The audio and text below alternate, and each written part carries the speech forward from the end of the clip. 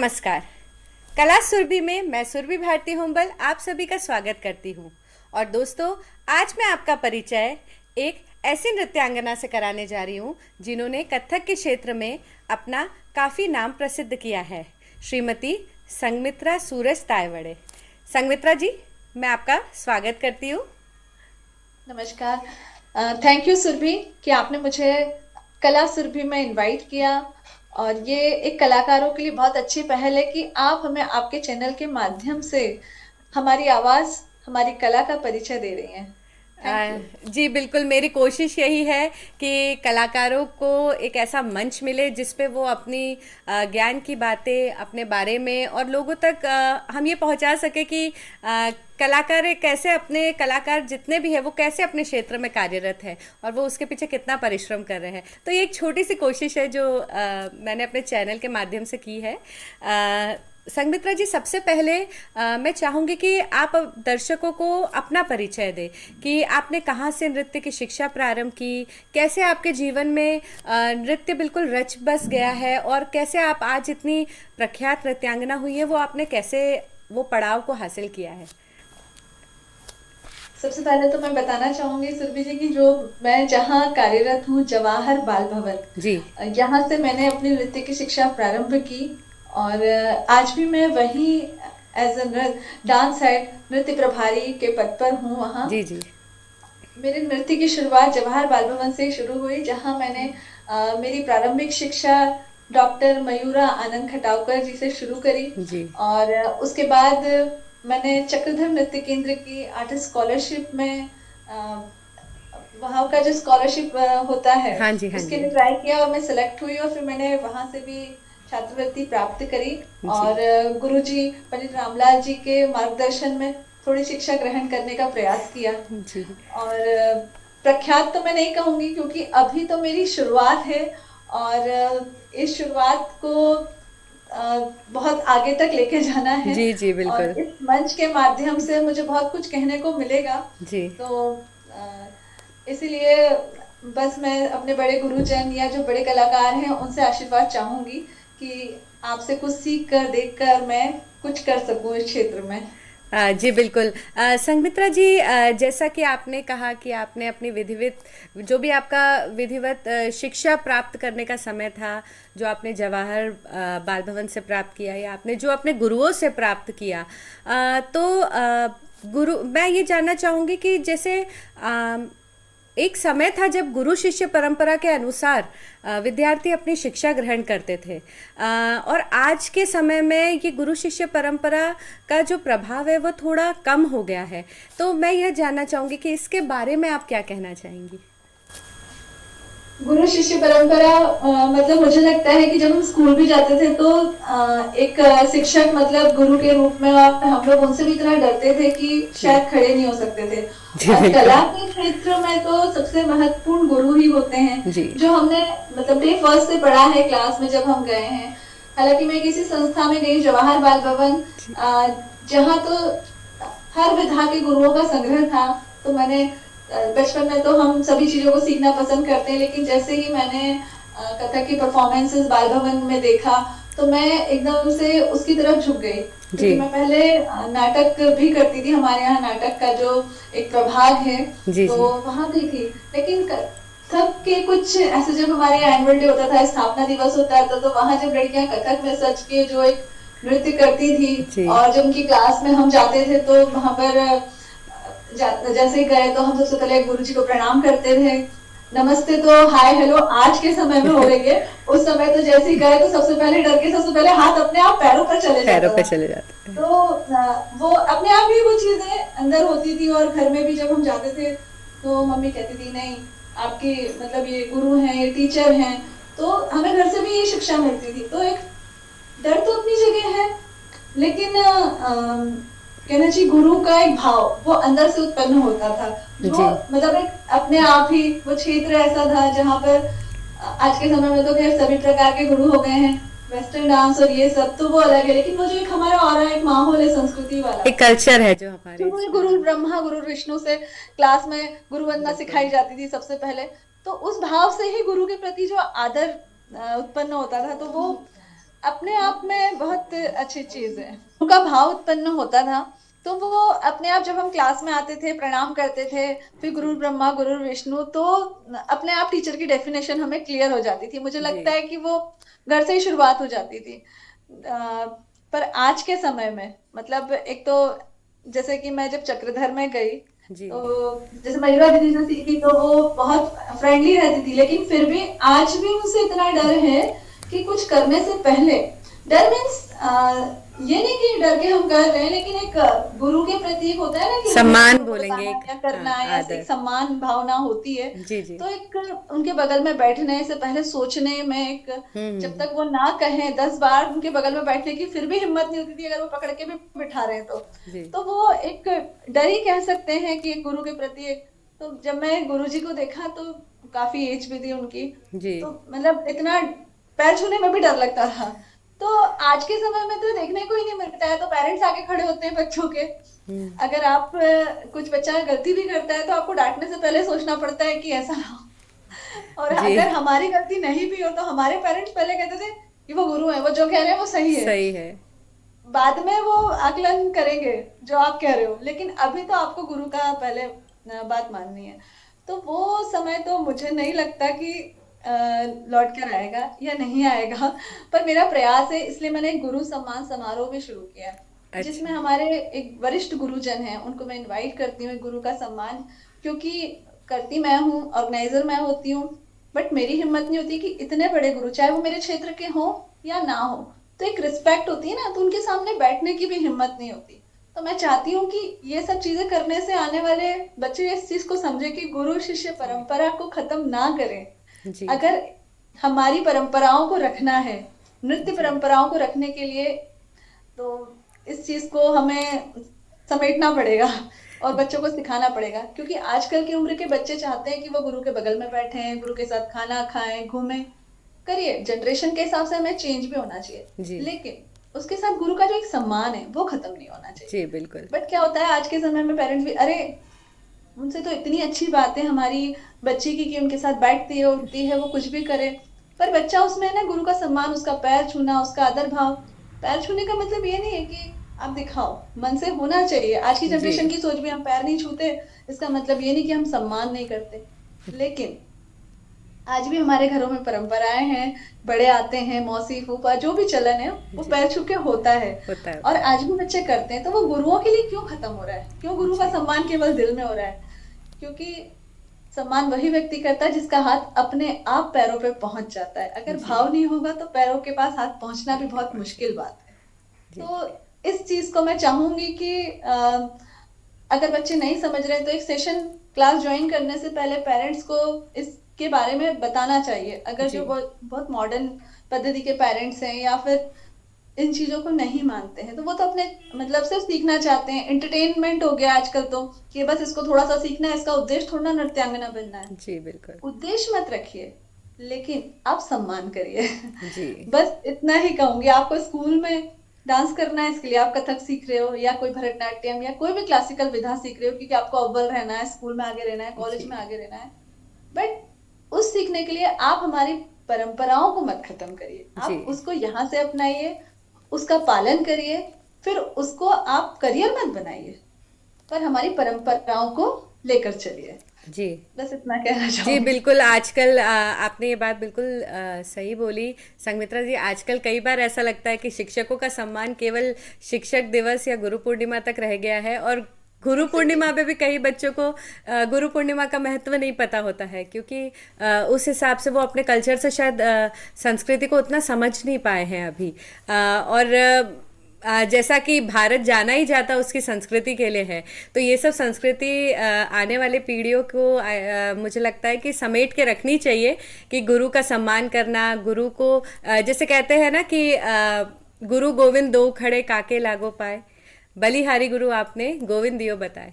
मतलब जिस भगवान से हमारा गुरु जी ने ही परिचय कराया है, तो हमारे लिए बड़े गुरु पहले होते हैं। कई बार ये भी कहा जाता है कि हमारे, अगर कोई हमारे लिए अच्छा सोचता है, तो हमारे माँ बाप के बाद वो गुरु ही होता है एक तरीके से, क्योंकि गुरु जो रहता है वो निस्वार्थ काम कर रहा है, उसका आपको सिखाने में या उस एजुकेशन देने में उसको इतनी खुशी होती है जब अपना शिष्य कुछ बन जाता है, तो वो एक तरह से निस्वार्थ काम कर रहा होता है अपने शिष्यों के प्रति।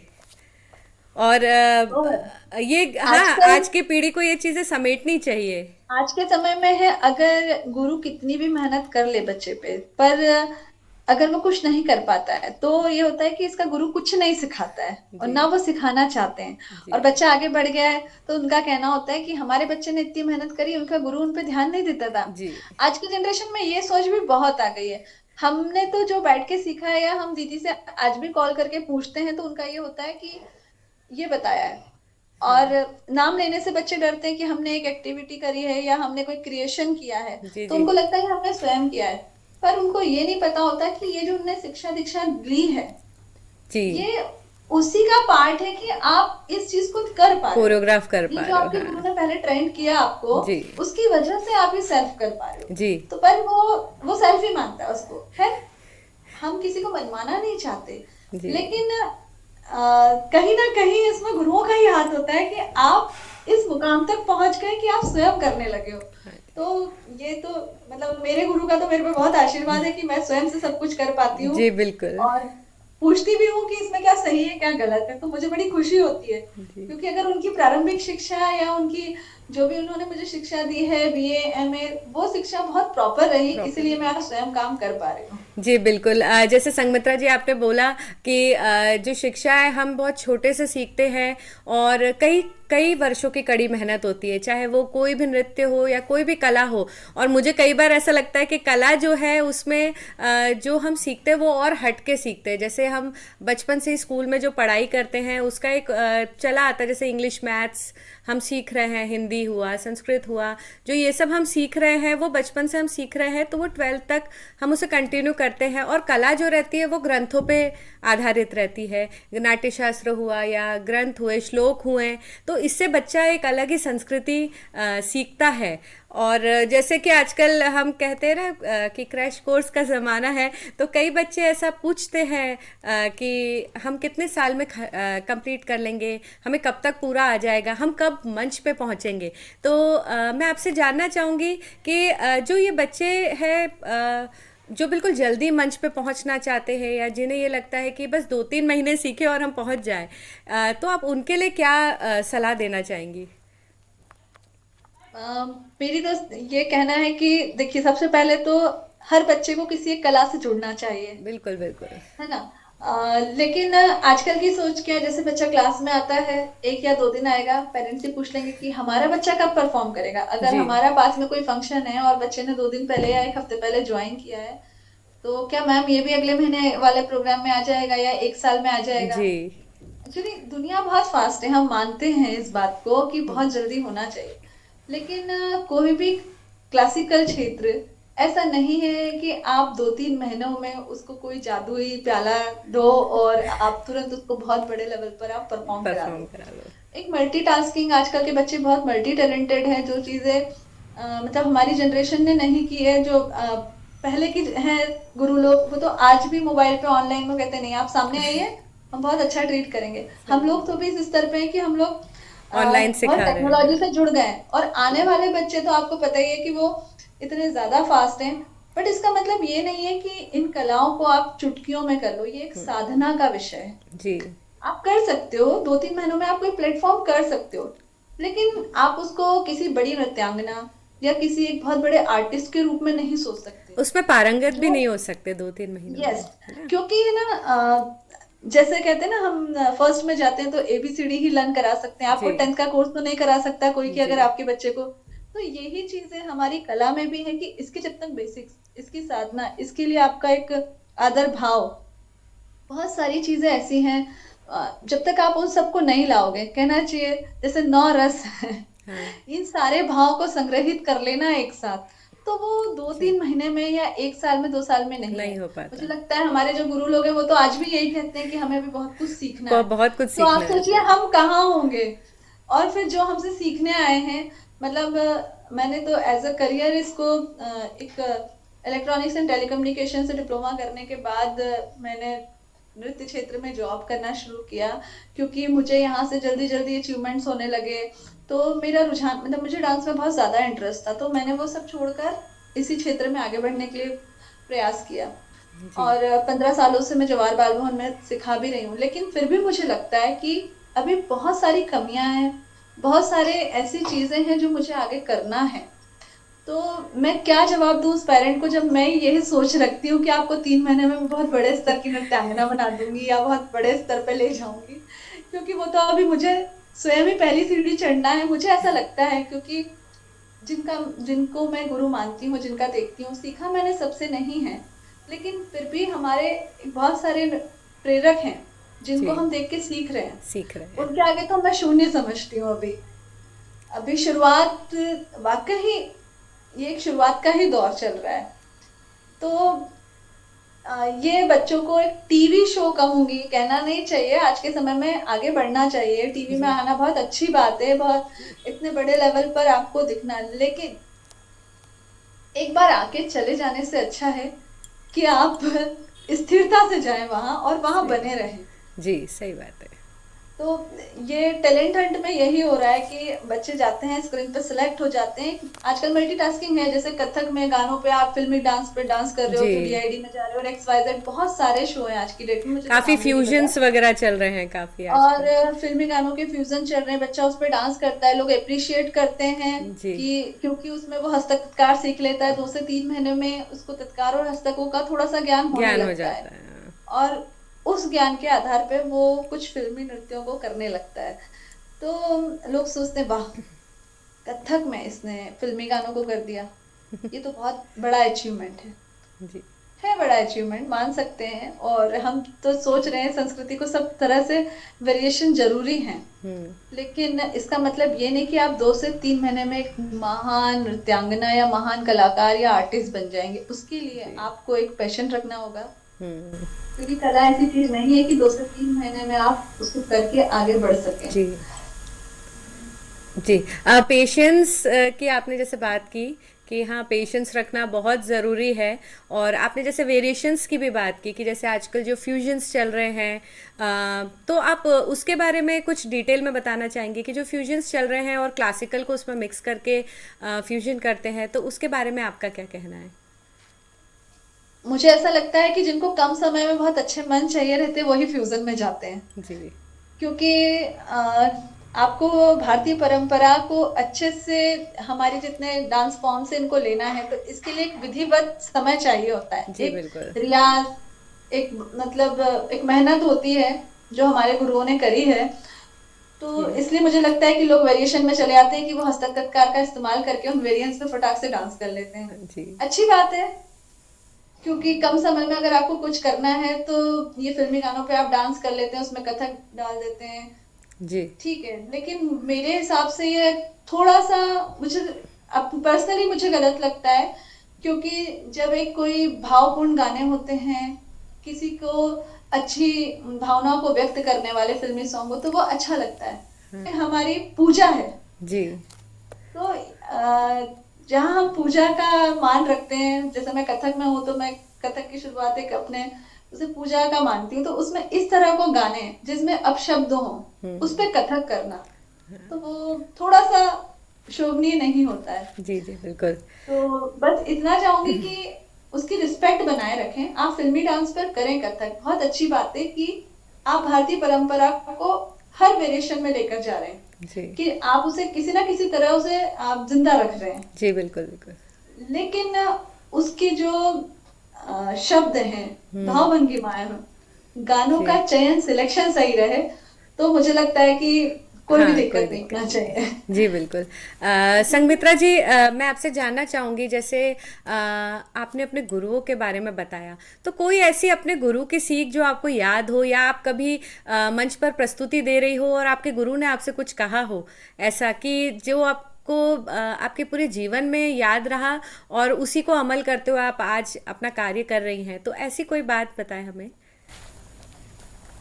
मेरी तो सबसे पहली गुरु मयूरा दीदी हैं। तो उन्होंने हमेशा ये कहा है कि जो भी आता है उसे अपने विद्यार्थियों को दो, कुछ भी ऐसा मत सोचो कि मैं ये दे दूंगी तो मेरा काम हो जाएगा, या फिर जितना आप सिखाओगी उतना ही आपके अंदर उस चीज आएगा। में डेवलपमेंट होगा। जी जी। और उनकी इस सीख को मैं हमेशा याद रखती हूँ। और मतलब मैं उनको रात को 12 बजे भी कॉल करूँ ना कि दीदी मुझे ये नहीं आ रहा है, तो वो मुझे आज भी बताती है।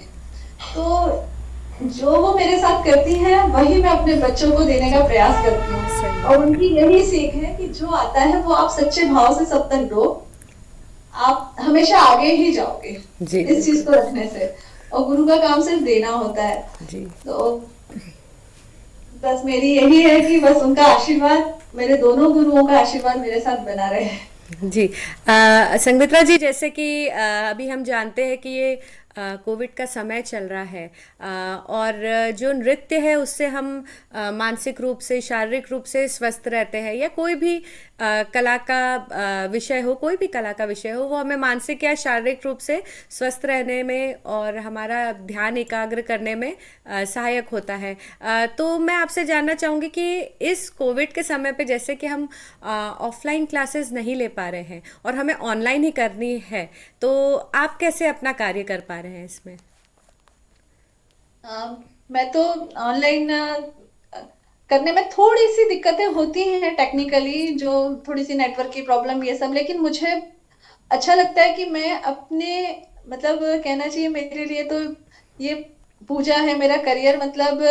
और मैं किसी भी कंडीशन में रहूं तो जी। मैं, मेरे डांस की वजह से मैं उस चीज को भूल जाती हूँ। हाँ। तो मैं इसको कोविड में भी इतनी सारी चीजें हम डेली सुनते थे घर जी बाहर सब जगह, तो मैंने ऑनलाइन प्रॉपर क्लासेस ली जी। और खुद भी किया।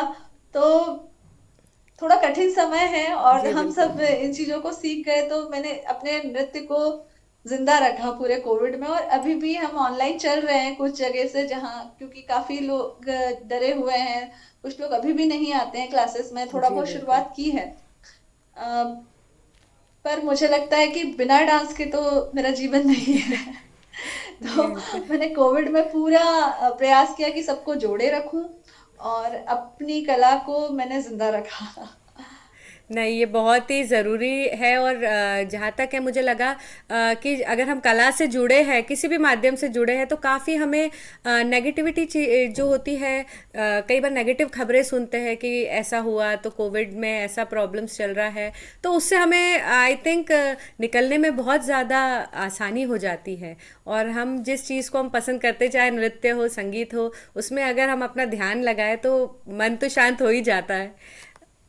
हाँ, मतलब लाइफ में कोई भी प्रॉब्लम्स हो आपको, देखिए आप, ऐसा नहीं होता कि समय सब एक जैसा चले। सही बात। लेकिन मुझे लगता है कलाकार ऐसे हैं कि वो किसी भी विषम परिस्थिति में भी जी। अगर वो अपने नृत्य को करते हैं तो उन्हें तो शांति वो मिलती। दुनिया की हर प्रॉब्लम्स को भूल जी जाते हैं बिल्कुल बिल्कुल। और वो सिर्फ अपनी कला को ही जीते हैं। जी। उसको एक्चुअल कह सकते हैं हम कि हमें हमारा जो अंदर से हमें खुशी मिलती है करके, कि हाँ, यस, हमारा इसीलिए मन भी मैंने आपसे शांत कहा हुआ था है। कि हर हर व्यक्ति को एक कला से जुड़ा कला होना से जुड़ा चाहिए, होना क्योंकि ज़रूरी वो है। आपको आपके मानसिक तनाव से, शारीरिक कोई भी कार्य मतलब चीजें हो, एक आपको सुख मिलता है, मानसिक हाँ। सुख कहते हैं जिसे। हाँ, तो और एक वो तरीके किसी से, कला से जुड़ के ही मिल सकता जी है। बिल्कुल, और एक तरीके से ये हमें अपनी भारतीय संस्कृति और अपनी भारतीय ज़मीन से जोड़े भी रखता है। मित्रा जी, मैं आपसे जानना चाहूँगी कि आपके परिवार में आपको सबसे ज़्यादा सपोर्ट किसने किया, या आपके परिवार में आपको कथक को आगे ले जाने के लिए किसने प्रेरणा दी, उसके बारे में कुछ बताइए आप। अम, ऐसे तो हम लोग घर के पास हमारे जवाहर बाल भवन है। तो क्या हुआ कि एक्चुअली हमारे फादर, जब मैं 6-7 साल की रही होंगी तभी, 6 साल की होंगी मुश्किल से, तभी जी एक्सपायर हो गए थे। जी। तो हम लोग 4 भाई बहने थे, भाई बहन थे, तो हम लोग जाते थे जवाहर बाल भवन में। बड़े भैया, जो मैंने कथक के लिए बोला कि मुझे इसके लिए अलग से क्लासेस करना है, क्योंकि क्या होता है बाल भवन में तो सभी प्रकार की चीजें होती हैं जी वहाँ, जी। केवल कथक के अलावा भी वहाँ कल्चरल एक्टिविटीज, फोक डांस, ये। लेकिन जब मैं कथक की ओर बढ़ी कि मुझे इसमें एक विधिवत कुछ सीखना है, तो वहीं पर जब महिला दीदी ही सिखाने आई थी, पहले बहुत सालों तक तो मैं नाटक करती रही, लेकिन जैसे उनसे धीरे धीरे बड़ी हुई, समझ होती रही, मैंने प्रोग्राम्स देखे, तो एकदम से मैं कथक से इतना ज्यादा अट्रैक्ट हुई उनकी चीजों से, उनकी जो उसमें भाव, स्टोरीज जो भी वहाँ होती थी, तो वो बड़ा इंटरेक्ट करने लगी। तो जी मैंने पर्सनली क्लासेस ज्वाइन करी।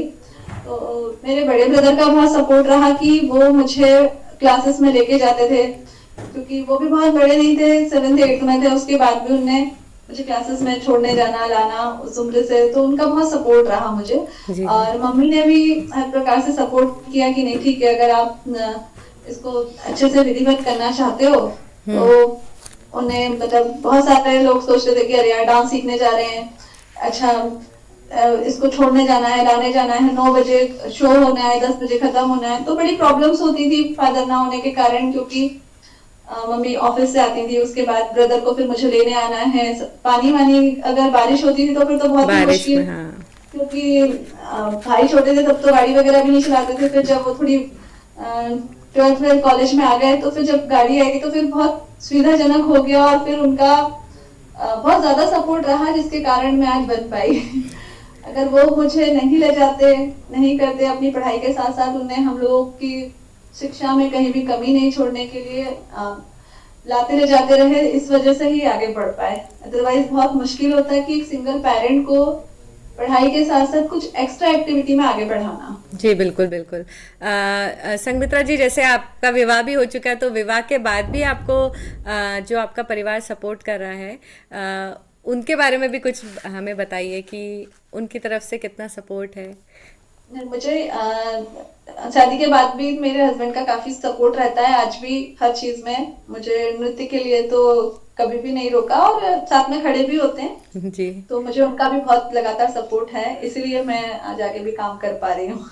जी बिल्कुल। कहते हैं परिवार जो है हमारा, चाहे मायका हो या ससुराल, दोनों में ही अगर हमें सपोर्ट मिलता है तो हमारे लिए काफ़ी सुविधाजनक हो जाता है आगे बढ़ना। और आपका तो कार्य मैंने देखा भी है, काफ़ी अच्छा कार्य चलता है आपका। संगमित्रा जी, आज आपसे बात करके हमें बहुत अच्छा लगा। आपने अपना मूल्यवान समय हमें दिया हमसे बात करने के लिए, और काफ़ी ऐसी बातों पे हमने गौर किया कि जो गुरु शिष्य परंपरा है उसे कैसे हमें समेट के रखना चाहिए, और भी कई दूसरी बातों पे हमने आज वार्तालाप की है, तो उसके लिए आपका बहुत बहुत धन्यवाद। Thank you Surabhi. सुरभि जी, आपने इतना अच्छा जो एक कला सुरभि करके शुरू किया है, तो जी मैं काफी दिन से उसको देख रही थी, मुझे थी सुरभि जी मुझे कब इनवाइट करने वाली है? और जैसे आपका मैसेज आया तो मुझे बहुत खुशी हुई कि मैं जिस चीज का पार्ट होना चाह रही थी वो शायद अपने आप ही हुआ। तो थैंक यू सो मच, और इतनी अच्छी शुरुआत के लिए जी थैंक यू सो मच। जी बिल्कुल। दोस्तों, आज का हम कार्यक्रम यही समाप्त करते हैं। अगले सप्ताह हम मिलेंगे एक नए कलाकार से, और अगले सप्ताह हमारा स्पेशल एपिसोड होगा। तो आप कृपया हमारे साथ बने रहिएगा, मास्क पहनिए, सुरक्षित रहिए। धन्यवाद।